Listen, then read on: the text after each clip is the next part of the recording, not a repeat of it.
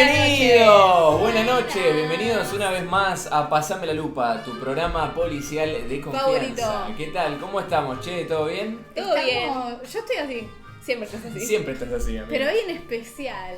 Bueno, bienvenido, gente, bienvenido a la gente Benvenuti. del chat, bienvenido a Para. Isix, que está ahí viéndonos desde España. Pipasa, española, pipasa. Te mandamos un beso enorme a España, gracias por vernos, aunque sea muy tarde allá. ¿De qué parte de España sos? Muchas gracias por vernos. Mel, ¿qué tal? ¿Cómo estás? Hola, Mel. Hola, Mel. Todo en orden. Estuve escuchando recién un poquito el caso y la verdad que... Tremendo, tremendo. Casazo. A mí lo que me se ve hoy. fascina es que Melu no sepa nunca de qué vamos a hablar. Me encanta, me encanta. Me parece espectacular. Lo que más me interesó de este caso es que haya sido un argentino que se pasó por Yankee, no sé, algo ahí. Sí, Internacional. hay un lore en este caso que es tremendo. No lo conocía. De hecho, el nombre No, yo no lo conocía tampoco. el nombre del asesino está en inglés porque se hizo famoso en Estados Unidos siendo argentino, una re historia. Así que, Imagino. nada, si Para les antes del interesa- disclaimer y de todo lo que digan, Sí. vayan a ver nuestras fotos a Instagram que Sí. subimos muy lindas. Fotones. Foto-bajo. Re estética. Fotón y Estamos re fotones. cools. Estamos re cools. pero re buena onda en Y esas mañana fotos. vamos a subir a nuestros perfiles otras. Claro, vamos a seguir subiendo de la sesión de fotos que hicimos, así que nada, si quieren pueden seguirnos en todas nuestras redes sociales y ahí las van a poder encontrar. Pero sí, primero antes de arrancar, podemos Voy a dar el dar un disclaimer. disclaimer muy áspero, pero arrancamos con Lady Killer. Queremos decir que si decimos algún dato incorrecto o algo, nos equivocamos. Uy, estoy re. Ah, no sé si Dale, disclaimer. dale. Queremos decir que. Yo me lo saco de encima el disclaimer de una manera. Sí, No, te no, lava a las mí me manos, gusta se ve. dar el disclaimer, pero estoy media. No queremos faltarle el respeto a ninguna víctima o a ninguna parte involucrada. Vamos a tratar el caso de la manera más respetuosa posible y sin más que decir. Sí, quiero agregar un breve inciso al disclaimer y es que en... ¿Qué le pasa a mi compañera? Dejando el teléfono en el piso. Quiero dar el breve disclaimer de que en este caso hay mucha información muy borrosa, como por ejemplo la fecha de nacimiento de él, algunos nombres. Hay muchas cosas medias Además, raras. Hay lo incluso más que nombres se- mezclados sí. de dos víctimas que son súper confusos, nada. Y lo más que se sabe sobre todo es del testimonio del propio. Sí, de lo que Del propio Ricardo. Entonces tampoco es muy confiable por ahí lo que decimos y no queremos. Total. Faltar Pero bueno, sí. trajimos la información que vimos que coincidía en la mayor cantidad de lugares, entonces nada, básicamente costó mucho. Este caso Costó cerrar el puntualmente guión. te diría más que cualquier otro caso que hayamos hecho. No, hubo uno que fue el peor caso que hicimos. Que no había un dato igual en dos páginas. O sea, no me acuerdo. No me acuerdo qué Pero caso es fue, pero es cierto que imposible. renegamos un montón. Igual con este renegamos bastante, pero bueno, nada, eso, quería Muchas dar páginas fueron ese breve visitadas. disclaimer, Ese me porque la- realmente... Acá... bueno, pará. Justo contestó Isi que era de Madrid. Ahí va. Ay, Qué genia, bueno, te mandamos un besazo allá a Un Madrid. beso a Madrid. Así que bueno, ahora sí, sin más que agregar, pasame la lupa, dale. Necesitamos musiquita para Sí, el para- momento de. Sí, sí, sí. Ahí va. Bueno. Así que bueno, arrancamos con el caso del día de hoy, que bueno, mucha gente lo va a conocer como The Lady Killer, también conocido como Ricardo Silvio Caputo, que es bueno el nombre que se le dio a la hora de su nacimiento, no todo el resto de nombre que tuvo a lo largo de su vida, porque cambió mucho de identidad el muchacho. Pero bueno, él nació en 1949, no Me se sabe bien la intriga fecha. de eso, que no se sepa qué día nació. Es tremendo. Leímos eso en un es lugar muy que era el raro. 31 de mayo, pero es súper dudoso. Claro, así que solo no. lo decía en un lugar. Buscamos en varias páginas, Sí. en varias IAs han sido Sí, interrogadas. sí, interrogadas hasta el cansancio. Sí, te diré. literal, Hasta el basta. punto que ya no sabían ni qué nos estaban diciendo. Sí, sí. Es tremendo. Nadie, ningún lado decía si fuese Fielmente. realmente el día. Así que bueno, nada, no se sabe bien la fecha exacta de nacimiento, pero sí se sabe que nació en 1949 en Mendoza, Argentina. Y bueno, a pesar de esto, lo que sí se sabe es que él era el segundo de 3 hijos. El más grande se llamaba Alberto y la menor se llamaba Alicia. Sus padres se peleaban mucho, no se llevaban muy bien y se separaron por esto mismo. Él se fue a vivir con su madre y sus hermanos, vivían en la calle Salta en 1400 y ahí vivió el resto de su infancia y de su adolescencia. Vuelvo a decir que me sigue intrigando cómo saben la calle y no el día que nació. Mal, totalmente. ¿Cómo sabes la calle y no Totalmente. el día que nació? Era aleatoria Sí. la info. Sí, Pero sí. bueno, su hermano Alberto cuenta que cuando él se fue de la casa, su madre comenzó a ser negligente con sus hermanos menores y en una entrevista él mismo dijo que lo abandonaron cuando era chico, lo violaron, lo golpearon y lo ignoraron. Claro, esas fueron textualmente las palabras de su propio hermano, lo cual, bueno, obviamente es muy desgarrador, ¿no? Porque que haya tenido que sufrir eso desde tan chiquito, bueno, eso creo que no se lo merece nadie. No, obviamente. Pero bueno, esta situación empeoró cuando la madre se puso en pareja con otro hombre, que no era su marido, ya que ni a él ni a ella les importaba realmente el bienestar de los chicos y era como que no les daban mucha atención, incluso ni siquiera les daban de comer, creo. No, era negligencia Terrible. total. Desde muy chico sufrió depresión por esto mismo, era una persona con inestabilidad emocional, tenía episodios de ansiedad y cambios bruscos de humor y le costaba mucho sociabilizar, algo que está en común Siempre. Con todos los casos. con que todos los hablamos de casos así. Sí, literalmente. psicópatas. Como podremos ver, es un psicópata. Tal de cual. libro. Por el ambiente violento en su casa y la inestabilidad económica, él tuvo que dejar el colegio y comenzó a buscar empleo, pero debido a ser menor de edad no lo aceptaban y su solución a esto fue prostituirse con gente, hombres mucho más grandes que él. El problema era que no siempre le daban dinero a cambio, sino que le podían llegar a dar regalos, obsequios. Claro, él estaba tan mal O sea, nada. psicológica y económicamente que no le importaba Sí, que sí. le daban. O sea, Sí, también en un contexto de No la sé casa. que no le importaba, es claro, que no había otra. Claro, Necesitaba, por ahí necesitas más un paquete de fideos que... total. Pero bueno, esto claramente afectó un montón a la salud mental de Ricardo. Pero bueno, la gente que lo rodeaba no lo notaba esto, porque él, puertas afuera, era una persona muy extrovertida, era un chico muy carismático, que de hecho hasta se decía que era muy galán. Hay varias entrevistas que si las buscan en internet están, dentro de las cuales había uno de los amigos que decía que él siempre se acordaba de una frase que le dijo Ricardo, que era que las mujeres tienen dos sonrisas, una con la boca y otra con los ojos, y que cuando las dos sonrisas se juntan es cuando le tenés que dar el beso. Como que era muy galán el pibe. Y bueno, eso es algo como que destaca mucho y que hace mucho contraste con esta personalidad tan Que en tímida. realidad puertas adentro Era todo lo contrario, era muy tímido, era muy cerrado y obviamente estaba muy marcado. Pero bueno, básicamente también se hizo famoso porque había ciertos amoríos que él tuvo con mujeres que eran mucho más grandes que él, que los pasaban a buscar con autos y demás. Y bueno, obviamente de afuera esto parecía la vida ideal. los amigos lo veían de afuera. Los y amigos decían, decían, "Qué es un ganas de ídolo". ver", pero Un en realidad ganador. Pero en realidad, había bueno, sufrido estaba mucho toda su corta vida. sufriendo silenciosamente. Llegó un punto de que él ya no podía más con las cosas que le pasaban y decidió internarse en un hospital psiquiátrico por sus propios medios y un psiquiatra le diagnosticó trastorno de personalidad, pero no existen registros Claro. de algún tratamiento, o sea, no hay nada que realmente diga que lo tenía. Claro, y en esta parte de la historia también nos costó un montón encontrar eso, como que se duda si estuvo en un psiquiátrico, realmente nosotros por lo que vimos sí lo estuvo. Lo estuvo, pero no hay un diagnóstico como si tuvo Exacto. esto o le Un dieron registro este tratamiento. de tratamiento. Claro, Exacto, sí. exacto. Él a sus 19 años decide irse a Nueva York Qué cambio, a probar suerte, claro, fue como de inmigrante a ver qué podía hacer y estuvo en trabajos muy mal pagos que únicamente le alcanzaban para pagar una pequeña pensión, ¿no?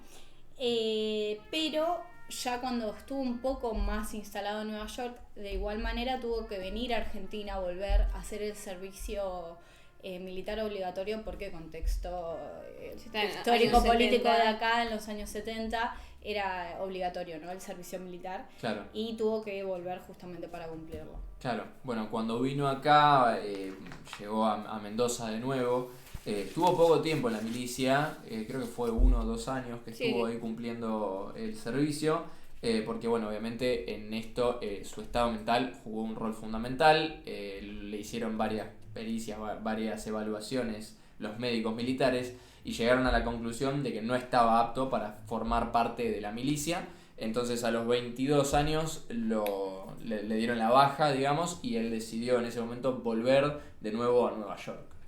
Cuando llegó a Nueva York consiguió trabajo en el Hotel Plaza en Central Park y en la noche era portero de un hotel para mujeres llamado The Barbizon, ¿se dice? Y ese año conoció a su primera víctima llamada Natalie Brown, era 3 años menor que él, era de Estados Unidos, extrovertida y muy dulce. Nadie la tomaba en serio y lo único que quería ella es que alguien la quiera porque ni sus exparejas, ni sus padres, ni nadie le había dado la atención que necesitaba y quería algo que fuera más allá de solo algo sexual. Ella a sus 19 años trabajaba como cajera en el banco donde Ricardo cobraba, ¿no? Y él todavía no hablaba muy bien inglés, no era familiar con el idioma, pero como era atractivo, justamente ella decidió darle una oportunidad. Como pudo, le pidió tener una cita y ese mismo día salieron juntos a tomar un café y estuvieron los primeros meses bien, como toda relación al principio. Y a los 3 meses de relación se fueron de vacaciones juntos a Costa Rica y a las Islas Vírgenes. Ahí va. Natalie para este punto había cambiado, su luz se iba apagando lentamente y toda esa dulzura que la caracterizaba ya empezaba a desvanecerse. Cuando volvieron de este viaje, Caputo le dijo que quería ir a Florida y que quería ir también a California, y obviamente Natalie en una primera instancia no quería, estaba negada, obviamente con la personalidad de él se estaba dando cuenta de a poco y bueno, no quería, pero terminó cediendo y bueno, tomaron lo opuesto, una mochila, la llenaron así nomás y se fueron de viaje. Cuando volvieron del viaje, él se quería casar porque la visa le había vencido y ya no podía estar más allá, y ella no quería. Igualmente empezó con todos los preparativos sin decirle nada a nadie. Con el paso del tiempo, Natalie se quejaba más y más de Ricardo, decía que era muy celoso y no le permitía tener a otros hombres cerca. Después de unos meses se cansó y quería terminar con él. Claramente la manipulaba. Totalmente. Súper tóxico todo. Y bueno, en esta parte de la historia hay un bache porque en realidad lo único que se sabe es por parte del testimonio de él, que cuenta que ellos estaban solos en la casa de Natalie y él quería tener relaciones sexuales, pero ella no quería. Se empezaron a pelear, no se sabe bien por qué, tal vez porque ella quería decirle en ese momento que quería terminar la relación. Y ella corrió para escaparse de él, pero no lo logró porque él bajó a la cocina, agarró un cuchillo, la inmovilizó y la apuñaló en repetidas ocasiones. Pero aún así ella en ese momento seguía con vida. Claro, ya habiéndola apuñalado varias veces, ella todavía seguía con vida. Cuando Ricardo ve esto, se abalanza sobre ella y la estrangula hasta la muerte. Y bueno, en el momento en el que él se da cuenta de lo que había hecho, con toda la tranquilidad del mundo, levantó el teléfono, marcó el 911 y dijo literalmente: acabo de matar a mi novia. Bueno, obviamente esa misma noche lo arrestaron, él fue sometido a varias pericias psicológicas que determinaron que lo más probable es que él tuviera un tipo de esquizofrenia. Y por eso mismo la justicia lo declaró a él inimputable y lo mandó a que lo internaran en el hospital psiquiátrico Beacon, donde estuvo hasta 1973. Dentro del psiquiátrico le seguían haciendo pruebas y en estas él hablaba de Natalie y de su padre como si ellos todavía estuvieran con vida, y decía como que Natalie le hablaba y le decía que le iba a ayudar a salir adelante. Al poco tiempo lo cambió completamente, que no se sabe si estaba fingiendo todo esto para no haber ido preso y haber quedado en el psiquiátrico. Claro, para ser imputado de alguna manera. Dejó de decir que hablaba con muertos y su relación con los psiquiatras mejoró. Hacía laborterapia, que es algo como el arte terapia, que les hacen hacer actividades para que hagan una terapia pero no se den cuenta que están haciendo una terapia, y esto lo ayudaba a mejorar. Ahí él conoció a su segunda víctima, que era Judith Becker, que tenía 26 años y justamente era una psicóloga que trabajaba en ese lugar y era psicóloga de él. Todos los psicólogos y psiquiatras hablaban mal de su estado y ella era la única que veía cosas como positivas o avances, y esto mismo consiguió que él fuese trasladado a otro hospital donde tenía más libertades, no tenía tanta vigilancia y logró empezar a tener salidas transitorias en las cuales ella lo llevaba a cenar, a ver películas, y empezaron a formar una relación que pasó de amigos a amantes. Exactamente. Ella pedía el permiso para las salidas transitorias de él y así se lo llevaba a su departamento, donde normalmente mantenían relaciones sexuales, en las cuales, según Ricardo, esto es muy dudoso porque también es la declaración de él, ella supuestamente le pedía que lo maltrate, y bueno, obviamente esto lo incomodaba al punto de que llegó a hablar con uno de los psiquiatras del hospital, de la institución, y el mismo psiquiatra le dijo que se alejara. De esto no hay un registro real, entonces no se sabe realmente si esa fue la situación o no. Hay muchas cosas que supuestamente dijo él que no se saben si realmente era verdad, o sea, claro, exactamente. O sea, tampoco se puede confiar al 100 en el testimonio. En una declaración, claro. Un testimonio así. Y a veces también salía del hospital sin avisar, cosa que, bueno, me sorprende que no tuviera ningún tipo de penalización dentro del hospital. Dentro de estas salidas él se iba directo a la casa de Judith sin avisarle nada, sin que ella supiera. Otra señal, sí. Ricardo le insistía que lo presente a su familia y ella no quería porque ya tenía en mente separarse, como todas las parejas que tuvo, pero todavía no sabía cómo decirle porque él tenía estas reacciones violentas, aparte de que estaba embarazada de él. Poco tiempo después, ella decidió interrumpir el embarazo y le dijo a Ricardo que no quería verlo más, que estaba con otro hombre que era policía, pero él no dejaba de perseguirla. Ella tuvo un tiempo en paz sin saber de él, pero el 18 de octubre de 1974 Ricardo la llama para pedirle perdón y quedaron en verse en un bote. Justamente cuando ellos se encuentran, él le dice que mejor vayan al departamento de ella para estar más tranquilos y ahí estuvieron varias horas juntos. Ella se supone que cocinó y mientras estaban cenando comenzaron una discusión a gritos que no se sabe el motivo y los vecinos reportaron que esos gritos fueron convirtiéndose en golpes y que al rato no se escucharon más ruidos provenientes de la casa. Fue escalando de a poco la situación, los gritos se convirtieron en golpes y de golpe... El golpe en silencio. Silencio, bueno. Él le pegó tan fuerte a ella que le quebró la nariz. Y en ese estado de furia agarró una media de nylon y la usó para estrangularla a ella. Los vecinos llamaron al 911 cuando escucharon todos estos ruidos y de golpe el silencio. Y cuando los oficiales llegaron, lo que se encontraron fue que nadie contestaba en la puerta, así que bueno, forzaron la entrada y llegaron a la escena del crimen en la cual estaba Judith en la cama completamente desnuda y Caputo se había escapado, se había llevado toda la plata de ella e incluso se había llevado su cartera, cosa que me llamó la atención. Sí, no sé para qué le quería, si le ¿Para había qué robado quería la todo, cartera si ya le había robado todo el efectivo? Sí, los documentos capaz se llevó para que no sepan tan rápido quién para era. trasladar las cosas mismo. No sé. Se fue a la estación de ómnibus más cercana con la intención de irse a San Francisco. Después de 3 días de viaje, finalmente llegó y se transformó completamente en otra persona, físicamente hablando. Se cortó el pelo, se afeitó el bigote, quería subir de peso para cambiar también físicamente. Y con el dinero que tenía encima compró una identidad falsa en el mercado negro. Uh-huh. Él no trabajaba en blanco ya que los reportes o la paga podían delatar su identidad falsa y siguió viviendo del arte, que le daba muy poco dinero para poder pagar una pensión y cada tanto ir a un bar. Claro, él aprovechaba esta salida al bar y en 1974 conoció a la tercera de sus víctimas, Barbara Taylor. Ella era una chica sumamente independiente, era extrovertida, era atractiva. Él, para acercarse a ella, le hizo un retrato. Recordemos que él justamente vivía del arte y se lo regaló. Entonces en ese momento, bueno, empezaron a entrar una conversación, que esto que aquello, le invitó a cenar y Bárbara terminó aceptando porque era un tipo agradable de charlar. Los primeros meses fueron espectaculares, fueron como perfectos, todos. Como con todas las relaciones anteriores. Se veían todos los días, ella incluso hasta le ofreció que se mudaran, que se fueran a vivir juntos, o sea, realmente era la relación ideal a primera vista, ¿no? Y bueno, en diciembre Bárbara decidió ayudar a Ricardo a buscar trabajo en Hawái, incluso le llevó a pagar una parte del pasaje a Honolulu y él consiguió un empleo en un bar de allá. En marzo de 1975 Ricardo volvió y le propuso matrimonio. Nunca le dijo por qué volvió, pero la realidad es que él había intentado matar a una chica en Honolulu, no sé cómo se dice, y la quiso seducir para que ella lo deje pasar a su habitación. Cuando pudo pasar empezó a golpearla muy violentamente hasta que justo entró su compañero de viaje y la salvó, pero si no, pobre chica también iba a ser una víctima más. Y me perdí. Listo, ahí terminé.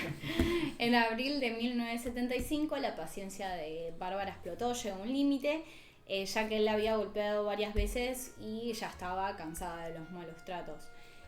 Producto de una discusión, de igual manera él la golpeó mortalmente en la cabeza con el taco de una bota texana. Hay una foto. Hay un breve texto que fue la declaración que decía: la cara estaba desfigurada. En sus muslos, brazos y manos solo se podían ver los hematomas hechos a partir de los golpes de una pierna que usaba las mismas botas texanas, un regalo de su novio. en la nuca de la víctima. Los puntapiés fueron de tal magnitud que presentaba la piel abierta hasta el hueso. Terrible. Terrible. Y esta escena fue hallada al día siguiente por la policía. Obvio, el primer sospechoso fue Ricardo, pero bueno, como con la víctima anterior, se escapó nuevamente, se fue a México bajo el nombre de Ricardo Martínez Díaz.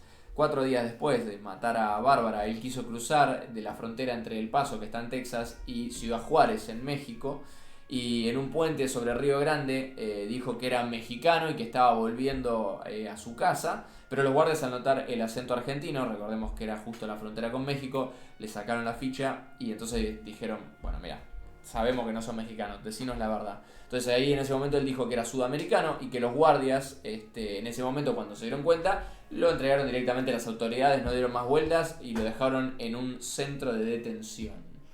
Ahí 2 agentes del FBI le tomaron las huellas dactilares y lo interrogaron. En la entrevista él dijo que era un desertor y por esto mismo lo entregaron a los investigadores de inmigraciones.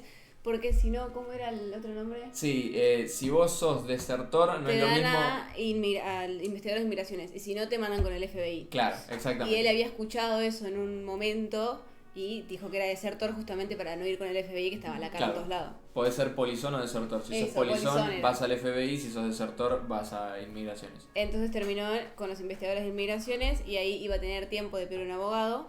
4 noches después, él y 3 detenidos agarraron a un guardia en un dormitorio del centro de detención, lo tomaron como rehén, le pidieron las llaves y el handy y el guardia dudó en darles bola, pero como vio que Caputo tenía un cuchillo, accedió y Ricardo le hizo igualmente un corte de 8 centímetros en el cuello.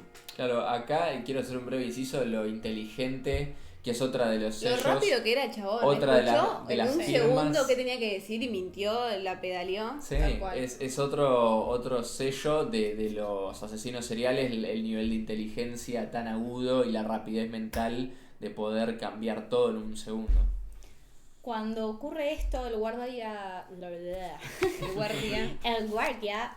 obedeció y Ricardo y sus cómplices fueron a la cocina. Se armaron con cuchillos y machetes de carnicero y obligaron al rehén, que era justamente el guardia, a usar el handy y avisar al resto que se encontraba afuera que estaba bajo su control. Exactamente, Ricardo ordenó que abrieran la puerta eléctrica. El rehén obviamente cumplió y sus compañeros también.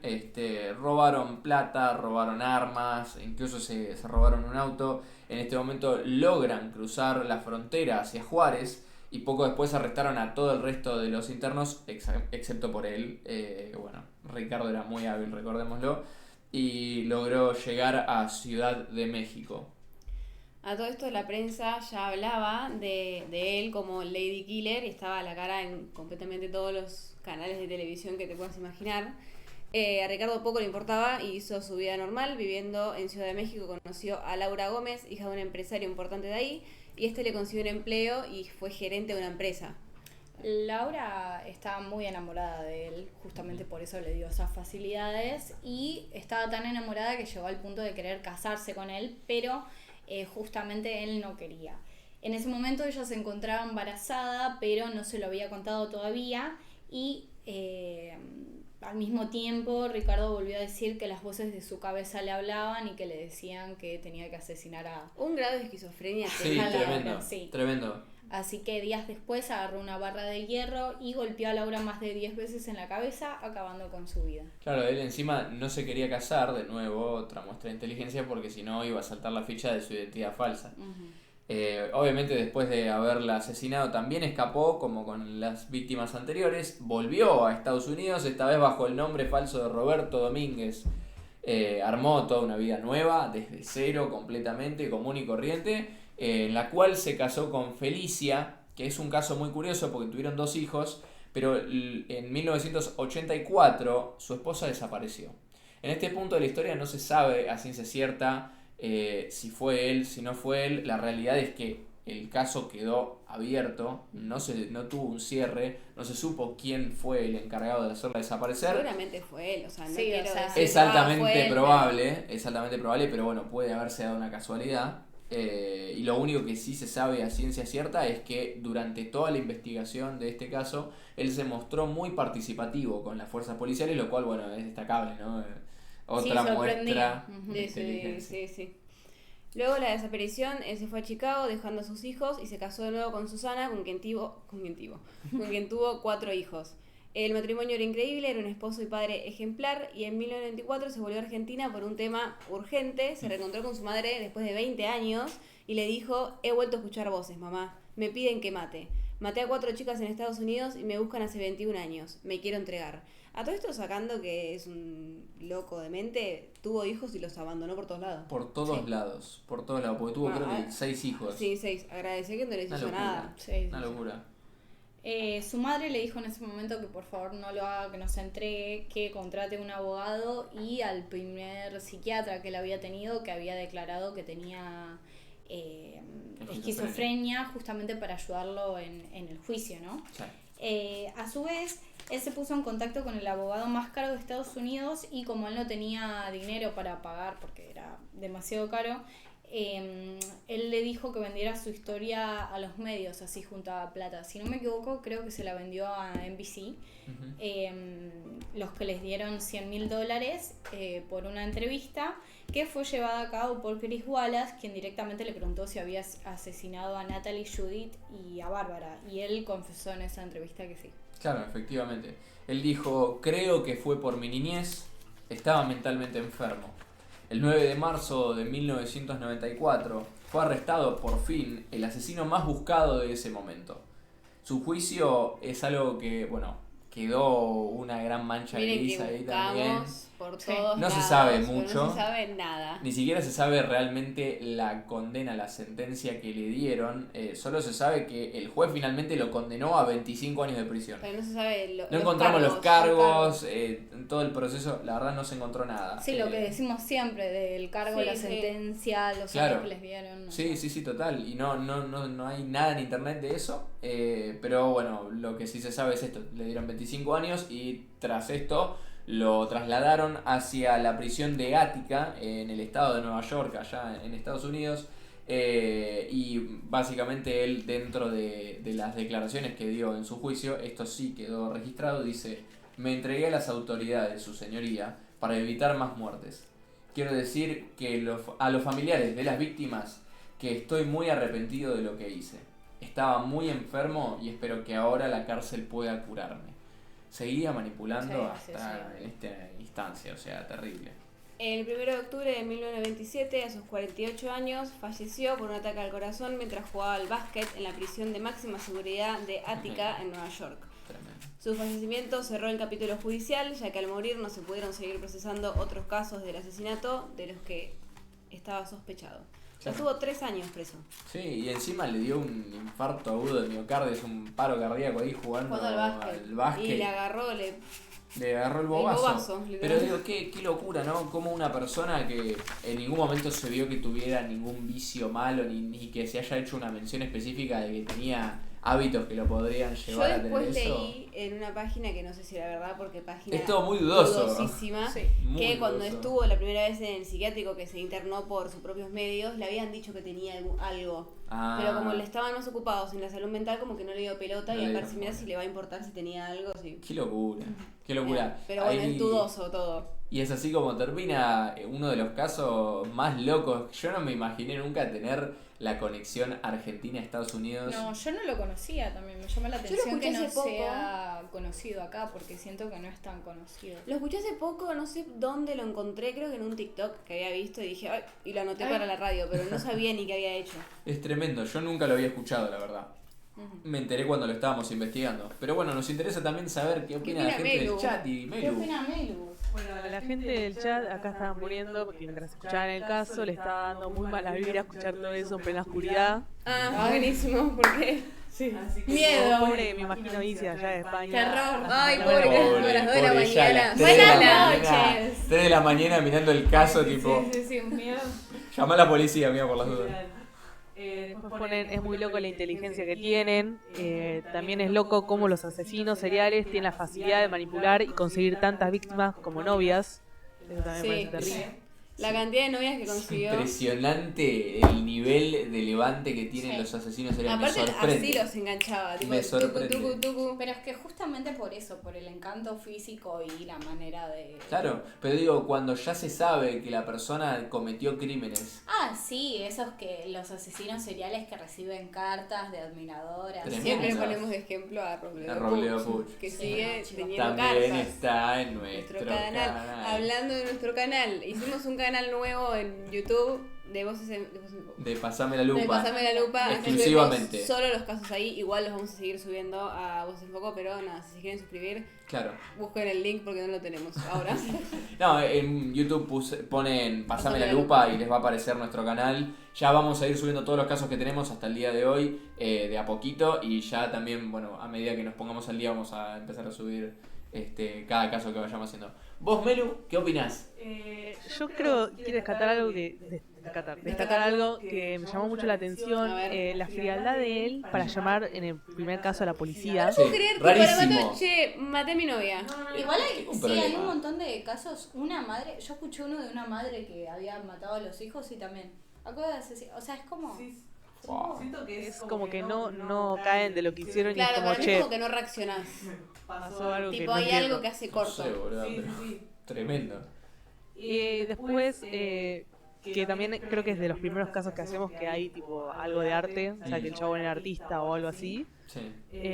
Y cómo también chamullaba con esas cosas, era muy chamullero el chabón, no me sorprende. Y después quería preguntarles, vieron que él fue una persona que fue cambiando de identidad Sí. a medida que fue pasando el tiempo, si sabían de casualidad qué apellido le ponía a los hijos. Ah, No, Era no un hay. misterio. yo me imagino No se saben los nombres de los que hijos. le fue dando, se resguardó la identidad de los hijos por una Es más, cuestión los hijos nunca se defensiva. enteraron que el padre fue asesino. Supuestamente Claro, hay casi se nos algunas hunde un fuentes gato. que. Sí. Ahí que Fifi pasó en el chat el link. Gracias, Bárbaro, Fifi. Gracias, Sí. Fifi. Gracias. Gracias. Se quedó en pausa. Pero tipo. No, yo lo que me imagino es que a cada uno de sus hijos le fue poniendo los apellidos No, falsos. por ahí no les daba el apellido, o sea, hay un montón de gente de la época que tiene hijos no reconocidos, entonces llevan puede por ser ahí el también. apellido de Pasa la que igual madre. él estaba casado, con la primera por lo menos estaba casado. Claro. O sea, con la primera que tuvo hijos. Que tuvo hijos, claro. Sí, Estaba sí, sí. casado y le tenés que dar tu apellido Claro. si estás casado. Claro, pero bueno, Pero solamente igual... le daba la identidad falsa y las compraba como si fuera un caramelo. Sí, a mí me sorprende eso. Igual también hay que destacar que antes era mucho más fácil burlar las medidas de seguridad y la documentación en los distintos países, no solo en Estados Unidos, en todo el mundo. Hoy en día es muchísimo más difícil de lo que era en aquella época, por eso también se ve tanto eso. Pero nada, la verdad es que me llama la atención la cantidad de identidades falsas que tuvo el tipo. Impresionante, tuvo como 5 identidades falsas. Aparte, una ¿cómo locura. cambias tanto? Tipo, un día se ponía el pelo así, un día sac, Se dejaba el bigote, que se dejaba la barba, que se la afeitaba, que se cortaba el Pero pelo. así anda a encontrarlo. Si subís una foto, ponele, de vos así Olvidate. ahora y después de vos, tipo náufrago, y qué sé yo, no te No, reconozco. y aparte imagínate lo que eran las fotos en esa época. Sí, no. no. Había ninguna persona que lo haya visto cometiendo los actos, entonces no había testigos Claro, No, tampoco. tampoco Una había casa encima. la información tan globalizada como hay ahora, que por ahí te puede aparecer noticia de Mengano en Mató, India, que claro. mató y de repente decís, ¡ay! Es mi vecino. Claro. O sea, no te das cuenta Claro. si no está todo tan globalizado. Claro, sí. y después también que lo que me acuerdo que encontramos fueron declaraciones de las vecinas de él. Que se acordaban de él acá. cuando era chico. Las vecinas de Mendoza que se acordaban de cuando era chico, que decían que era un pibe que era muy pintón, que tenía mucho levante, que tenía labia, Fachero. digamos. Era lindo. Pero bueno, así es como termina Otro el caso caso del más. día de hoy. Esperamos que les haya gustado. Si es así, por favor dejen un like, suscríbanse, eso nos ayuda un montón. Si quieren que cubramos Que algún él caso tiene en que particular. comer. Él tiene que comer, así que suscríbanse. Mira, te pide por favor. Por favor, dame un porotito más. Dame, te pide. Así que nada. Si quieren que hagamos algún caso en particular, pueden dejarlo en nuestras redes sociales o en los comentarios de este video, que los vamos a estar leyendo. Nada, obviamente, si hay algún caso que les interese, lo vamos a traer con el mayor de los profesionalismos, como siempre. Y los esperamos este viernes de 16 a 18 horas, horario Argentina. Horario Argentina, en Voces en Foco, como siempre. Los queremos y les mandamos un beso. ¡Chao!